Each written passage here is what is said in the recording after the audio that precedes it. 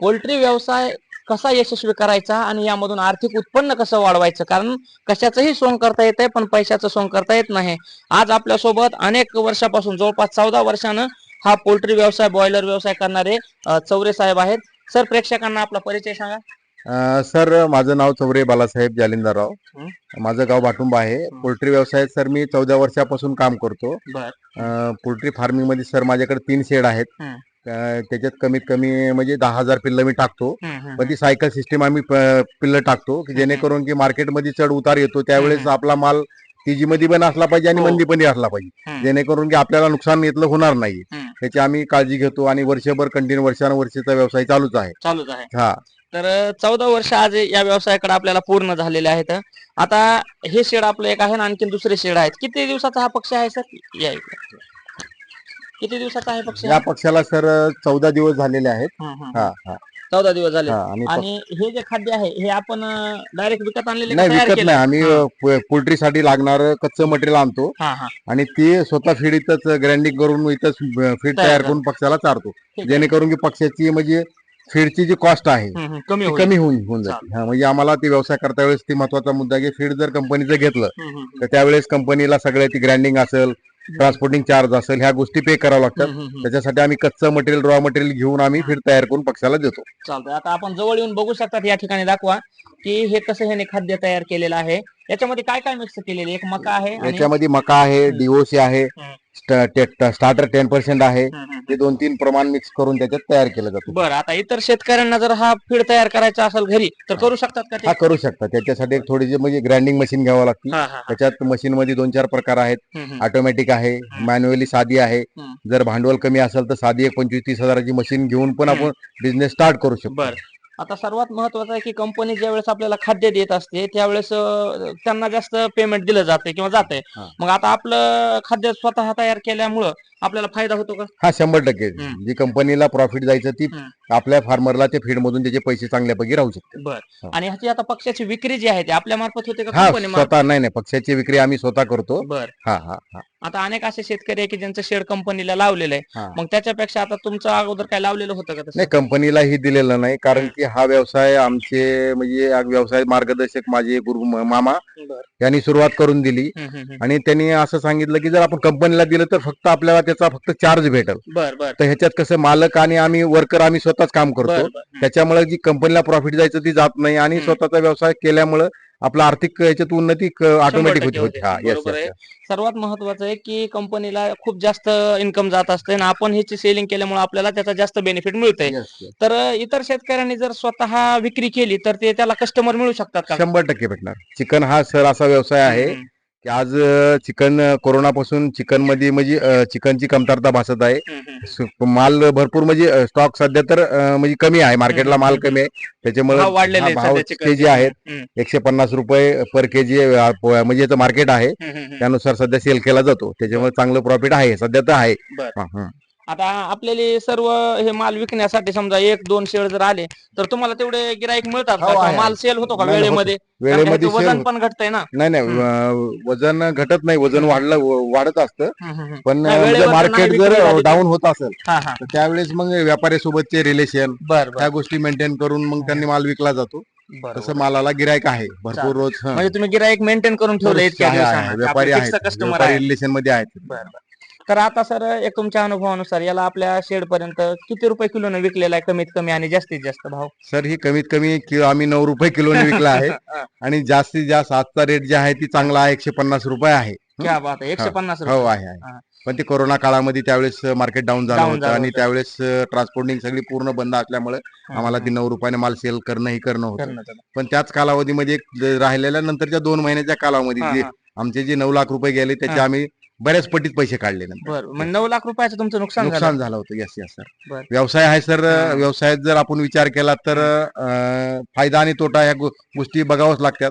जर तुम्ही कुठलाही व्यवसाय जर एक वर्षभर किंवा 2 वर्ष जरच केला तर तुम्हाला प्रॉफिट निघू शकत. नाहीतर तुम्ही कधी व्यवसायात जर आलात की मला मग ती असं टाइम बघून हे पॉसिबल नाहीये. त्याला सातत्य पाहिजे, कंटिन्यू सातत्य पाहिजे. आम्ही 14 वर्ष झालं कंटिन्यू सातत्य आहे आमच्या फार्मवर. 14 वर्षात असं एकही दिवस नाही की आमच्या फार्मवर म्हणजे पिल्लं नाही, पक्षी नाही असं होणार नाही.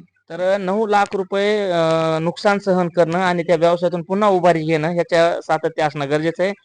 तरुण अनेक शेतकरी किंवा उद्योजक अशा व्यवसायात येतात आणि एक अपयशामुळे लगेच माघार घेतात. तर अपयश येण्याचे बहुतेक सर कारण काय असू शकतात? अपयश येण्याचं सर सगळ्यात ह्याच्यातलं कारण की पोल्ट्री व्यवसायात एक तर तुम्हाला सातत्य पाहिजे हं, हं, हं. आणि सातत्य असून तुम्हाला हा पक्षी समजा पहिल्या दिवसाला 40 ग्रॅमचा पक्षी आला जातो हं, हं, हं, हं. आणि त्याला 40 दिवस सांभाळून त्याला 3 किलो बनवलं जातं. बरोबर आहे. तर आपण जसं लहान लेकराला त्याचं हेल्थ मेंटेन करतो हं, हं, हं. तसं ह्यांचं हेल्थ मेंटेन करता आलं पाहिजे. लहान त्यांना लेकरासारखं. लहान लेकरासारखे त्याचे आजार ओळखता आले पाहिजेत. हं, हं, हं. त्यांना त्यांच्यात होणारे बदल हे तुमच्या बरं. लक्षात आले पाहिजेत आणि तुमची एक शिकण्याची इच्छा असावी लागते बरोबर आहे. आणि याच्यात संयम हा सगळ्यात मोठा विषय आहे. संयम पाहिजे. हा संयम पाहिजे. हं. पैसा असला तरी म्हणजे जास्त हे करून पण चालत नाही हं, हं, हं. आणि नुकसान झालं तरी जास्त त्याच्यात खचून न जाता बरोबर आहे. नंतर पिल्लं टाकणं कंटिन्युटी ठेवणं ह्या गोष्टी महत्वाच्या आहेत. बरोबर आहे. तर आता आपण यांच्या आरोग्याची काळजी पाहूयात, की याला किती दिवसाला डोस द्यावा लागतो किंवा त्याला कसं सर कसं लसीकरण असतं लसीकरण? की पहिल्या 7 दिवसाला किंवा 6 दिवसाला पहिला डोस दिला जातो. हं. नंतरचा डोस 14 दिवसाला देतो. नंतरचा डोस 21 दिवसाचा 7-7 दिवसाच्या पिरियडनुसार याला लसीकरण केलं जातं. हं, हं, हं. त्याच्यानुसार जर काही हेल्थचा प्रॉब्लेम असेल, हं. काही पक्षाला ताप येत असेल, हं, सर्दी हं. होत असेल, हं. काही त्यांचा म्हणजे जर डायलिसिस सिस्टीम काही खराब होत असेल, हं, तर हं. त्यावेळेस त्याच्या आजारानुसार सिम्पटम्सनुसार त्याला औषधी उपचार केला जातो. बरोबर आहे. आणि ही तिन्ही डोस जे आहेत ते आपल्याला कशा पाण्याच्या हा माध्यमातून का कसं? हे डोस जे आहेत ते तुम्हाला डोळ्यावाटून पण देता येतील. हं, हं. आता आम्ही आता पॉसिबल नसल्यामुळे हं. डोळ्यावाटून देत नाही तर हं, आम्ही हं. पाण्यावाटं देतो. सर्व तिन्ही डोस? हा तिन्ही डोस पाण्यावाटून देतो. बरं. ही हं. वेगळीच गोष्ट आहे कारण का अनेक डोळ्यामध्येच हा देतात. डोळ्यामध्ये देतात तसं कारण सक्सेस कशी झालंय का? हा नाही आहे. सक्सेस आता आहे. सध्या कंटिन्युटी आहे. हं. त्याचं प्रमाणानुसार देतो. बरं. हं, हं. आणि याची समजा जे मर लागणं वगैरे म्हणा किंवा ह्याच्यामध्ये धोका वगैरे कधी निर्माण नाही होतो? धोका तसं कंटिन्यू ह्याच्यात धोकाच आहे. हं, हं, हं. हा बिझनेस आमच्या पोल्ट्रीत म्हणलं जातं पोल्ट्री आणि मिलिटरी सारखा असतं. हं. ह्याला ॲट ए टाइम सतर्क राहावं लागतं हं, हं, हं. आणि कारण का हा जीव आहे ह्याला बरोबर आहे. सांभाळणं एक कसरतीचा खेळ आहे. हं, हं, तर हं. प्रत्येक तुम्हाला वातावरणानुसार त्याच्यात बदल होत जातात आणि प्रत्येक मोसमनुसार ह्याचे चेंजेस होत जातात. बरोबर आहे. त्याच्यानुसार तुम्हाला त्याच्या आजाराची माहिती बरोबर आहे. किंवा त्याच्यावर लक्ष ठेवा, ऑब्झर्वेशन गरजेचंच आहे. करणं खूप गरज असते. बरोबर आहे. तर ह्या जे प्लेट्स आहेत आपण लाईट साठी तयार केल्यात का सर्व हा, ठिकाणी? हा. हे 1, 2, 3 जे आहेत ते हा, हा. उष्णता हा टिकवण्यासाठी. त्या उष्णता ठिकाणी मेंटेन मर्क्युरी करण्यासाठी आहे. हा हं, मर्क्युरी आहे, त्याला हं, हीटर आहेत. हं, हं, हं. त्याच्या खाली बल्ब लावून मग ती टेम्परेचर गरमी तयार करून बरं, त्याच्या बरं. खाली पक्षी बसते संध्याकाळी. बरोबर. हा. आता सर्वात महत्वाचा मुद्दा आहे की शेतीला जोड व्यवसाय करायच्या अगोदर आपली काय पारंपरिक शेती होती का कसं नाही होतं? अगोदर पारंपरिक शेती करत होतो मी. हां. सुशिक्षित बेरोजगार आहे.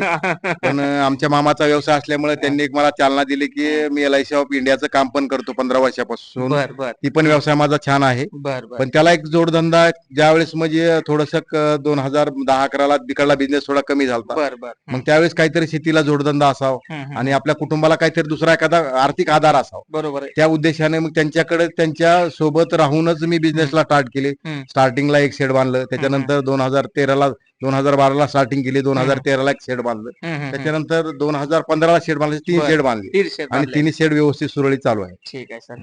तर आता ह्याची जी खत विक्री आहे, तर बरेच लोक बाहेर विकतात. मग आपण कसं करतात या खताचं नियोजन? सर खताचं नियोजन ह्याच्यात खत जास्त आम्ही विकत नाहीत. हं, हं. कारण की आपलं खत विकून लोकांचा माल आपण म्हणजे कंपनीचं खत आम्ही शेताला वापरत नाही. माझी हं, 7-8 हं. एकर इथं जमीन आहे. बरं, बरं. तर हं. पूर्ण खत मी जवळपास 90% खत हं, हं, हे हं. आपल्या घरच्या शेतीला घरच्या वापरतो. शेतीचं. हं. त्याने जेणेकरून काय होतं शेतीतला पोत चांगला सुधारला जातो हं, हं, हं. आणि उत्पन्नात पण मला चांगली त्याच्यातून वाढ झालेली आहे. बरोबर आहे. त्याच्यामुळे खत विकायचे आम्ही जास्त भानगडीत जात नाही. बरोबर आहे. कारण जर पावसाळ्याचा पिरियड असेल तर त्यावेळेस मित्र कुणी म्हणले की एखाद्या हं. बॅचचा आम्हाला फीड द्या, खत हं, द्या, हं. तर त्यावेळेस देतो, नाही तर खत विकत नाही. चालतंय. आणि हे खत वापरल्यामुळे जमिनीमध्ये दुसरं जे खत आपल्याला वापरायचं होतं, तर त्याचा खर्च कमी झाला हा का? किती त्याचा वापरतात ते नाही आता? आता ते खर्च जवळपास त्याचा खर्च आम्हाला फक्त एक 20% राहिला फक्त. हं, हं, हं. 80% आम्ही हीच खत वापरतो. 20% नॉमिनल फक्त हं. स्टार्टिंग पेरते वेळेस थोडं वापरतो. पण बरोबर आता आहे. दुसरा खर्च लागत नाही. बरोबर आहे. हा. तर या आता पक्ष्यांना उन्हाळ्यामध्ये थंडीची खूप गरज असते. हो, हो. म्हणजे शेडवर झाकणं, शावर वगैरे बरोबर तसं आहे. काही केलेलं आहे नाही का? करता व्यवस्था हां. तशी उन्हाळ्यात वर मग त्याच्यासाठी डॅम प्रूफ वर कलर दिलेला आहे बरं. पत्र्याला. हं, हं, हं. त्याच्यानंतर वरी छोटे पोगर असतील ते पोगर बसवतो. बरोबर आहे. त्याच्यावर मग ती वर पाणी मारणे पत्र्यावर म्हणजे जे होईल हं, हं, सुतळी बारदाना असेल ती वर टाकणे, त्याच्यावर हं, वल्ल हं. ठेवणे, साईडनं ग्रीन हाऊसचा कपडा लावणे, हं, ते हं. मेंटेन करावं लागतं सगळं. बरोबर आहे. तर आता या सर्व मेहनतीमधून अनेक तरुणी असे व्यवसायाकडे वळत आहेत. मग त्यांनी वळलं पाहिजे का? परवडेल का 100% हे? 100%. हं?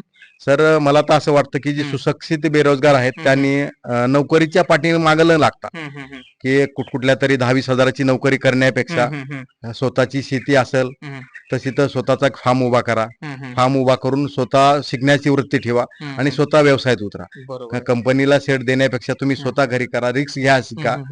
आणि रिस्क Risk घेऊन घेतल्याशिवाय- रिस्क घेतल्याशिवाय पैसा तुम्हाला येणार नाही. बरोबर आहे. हम्म. आणि आता या सर्व प्रवासातून एक प्रश्न पडतो की बाबा एवढ्या मेहनतीतून किती महिना पडतो एक ऍव्हरेज जर आपल्या प्रेक्षकांना सांगायचं. महिना सांगायचं म्हणलं तर ती आता ठीक आहे, ते वेगवेगळ्या सीझन नुसार वेगवेगळ्या जातो. हम्म, पण हम्म. क्लास 3 एवढा तर पगार पडला जातो. क्लास 3 तरी एक हा. 40-50 हजार. हा, येस येस Yes. येस. बघा. त्याच्यापेक्षा कधी जास्त आहे, कधी कमी आहे. ठीक आहे, बरोबर आहे. हम्म, पण ठीक आहे, चांगल्यापैकी आहे. बरोबर आहे. आता आपलं सर शिक्षण किती झालं? सर माझं MA DED झालेलं आहे. अरे बापरे, हा. MA DED. हो, येस येस. तर तुम्ही शिक्षकी पेशामधून सुद्धा या व्यवसायाकडे वळालेले आहेत. हो. 14 वर्षापासून अथक परिश्रम करून 9 लाख रुपयाचं नुकसान सहन करून सुद्धा आधुनिक शेतकरी चौरे साहेब आपल्या सोबत आहेत. तर त्यांच्या शेडचं आज आपण नियोजन बघणार आहेत.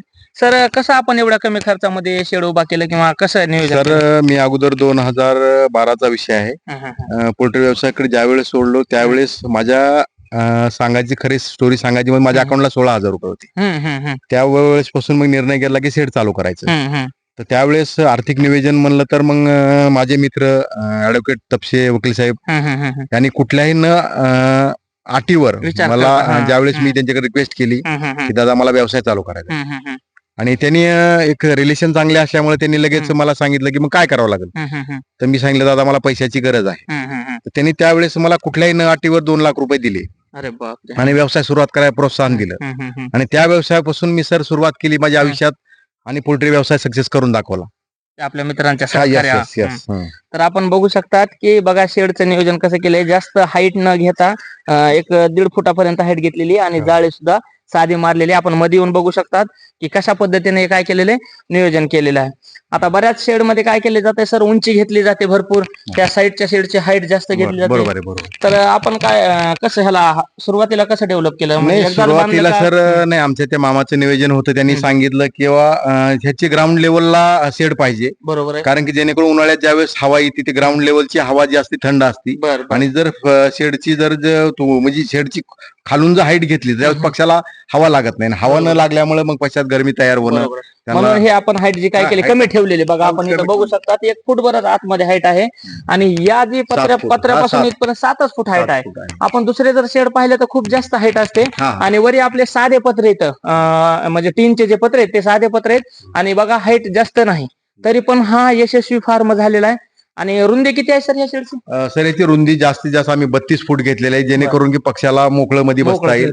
हा, तशी कंपनीच्या रूलनुसार 25 फुटच पाहिजे, बरोबर. पण आम्ही थोडं 32 फूट घेतली. माल मोकळा राहतो, बरोबर. शेड वल्ल होत नाही. आणि लांबी? लांबी ह्याची 110 फूट आहे. बरोबर. एका शेडचे आपल्या सगळ्या शेडचे काय मेजरमेंट? हा, सगळ्याच जवळपास सारखंच आहे. थोडं 5-10 32 बाय म्हणजे 100 आहे, कुठलं 105 आहे, कुठलं 110 आहे. बरोबर. असे आपल्याकडे 3 शेड आहेत. 3 शेड आणि सुरुवातीपासून ह्याला गच्ची करणं स्टार्टिंग. बरोबर. ठीक आहे. तर हे पाहण्याचं नियोजन केलं. ही सेंटरला पत्र्याची हाईट घेतलेली आणि ते सेंटरला काय हे टाकलंय का प्लास्टिकचं? नाही प्लास्टिक नाही, ती सेंटरला वरपत्राच आहे ती. बरोबर आहे. हा. आणि उन्हाळ्यामध्ये आपण सांगितलं की याला कोटिंग वगैरे केलेली थंड राहण्यासाठी. वर डॅम्प्रूफ कलर मारलेला आहे. त्याच्यावर थोडे म्हणजे बारदाना, सुतळी बारदाना असेल ती टाकून वर फोगर बिगर लावतो. पोल्ट्रीसाठी खाद्य होलसेल दरामध्ये आणि योग्य क्वालिटीचं चौरे साहेबाकडे आहे. सर, प्रेक्षकांना आपला पत्ता आणि संपर्क सांगा. सर, माझा शॉप केज आंबेजोगाई रोड हायवेवर चंदन सावरगाव या ठिकाणी आहे. यामध्ये सर पोल्ट्री साठी लागणारं फीड जसं मका, DOC 10%, प्री स्टार्टर, स्टार्टर, फिनिशियर, तूस, ह्या गोष्टी आपल्याकडे योग्य रेट मध्ये दिल्या जातात. बरोबर. तर आपण या ठिकाणी बघू शकतात की कशा चांगल्या पद्धतीची क्वालिटी मका आहे आणि सर्व खाद्य जे लागतंय पोल्ट्रींना आपण जवळ येऊन पाहू शकतात. तर हे सर्व खाद्य शेतकऱ्यांसाठी योग्य दरात उपलब्ध आहे. सर, आता तूस जे आहे पोल्ट्रीसाठी लागते ते पलीकडच्या शेड मध्ये आहे, तर कसं आपल्याला कमीत कमी त्याचा भाव कसा असतो? त्याचा सध्या चालू रेट 8 रुपये किलो आहे. बरं. आणि जवळपासच्या सर्व शेतकऱ्यांना ते योग्य जवळ म्हणजे आपल्या भागातले जे फार्मर आहेत, पोल्ट्री फार्मिंग करणारे शेतकरी आहेत, तर त्यांना ही फीड मी सप्लाय आणि त्याचे लागणारं फीड सप्लाय किंवा लागणार कुठलंही साहित्य असून उपलब्ध करून देतो त्यांना. ठीक आहे. हे कोणतं आहे सर खाद्य? प्री स्टार्टर म्हणलं जातं, ही पिल्लासाठी वापरलं जातं. बरं. आणि याचा काय ॲव्हरेज रेट भाव चालू आहे सध्या?